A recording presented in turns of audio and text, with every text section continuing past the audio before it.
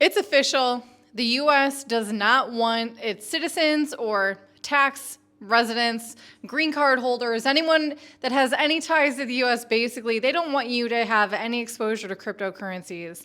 You don't believe me? Keep watching.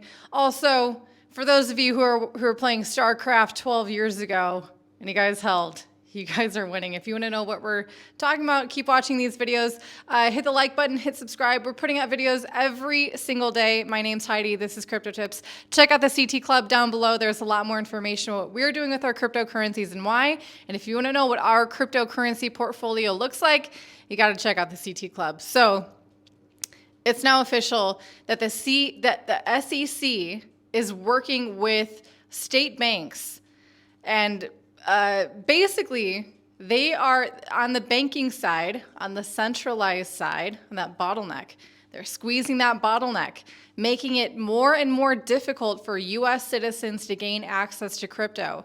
Now, this is really important, is communication between what we're seeing on the news and reports like this versus feet on the ground, people in the U.S. Toby and I are not U.S. citizens. We do not bank in the U.S. We don't use U.S. banks to purchase cryptocurrencies. We cannot speak from experience, but for those of you who have experienced some kind of friction or inability to purchase crypto with your bank, let us know in the comments your bank, the exchange you're using, and the issue that you had, if you don't mind, just so other people can understand what's happening and try to avoid, as best they can, situations like this.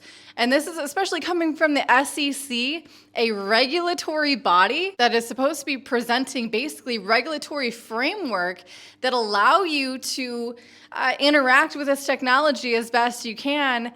As it's what they do best. They're not acting in altruistic matters. Of course not.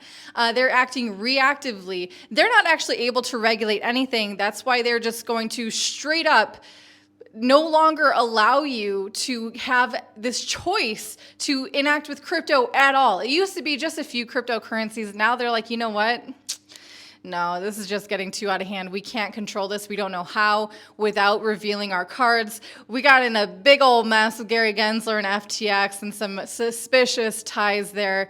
And we're just, you know what? It's just better for us if you don't have access to cryptocurrencies. But guess what? Is it better for you not to have access to cryptocurrencies? Let me know in the comments down below. You all know what my answer to that question is of course, freedom and autonomy is always your better choice.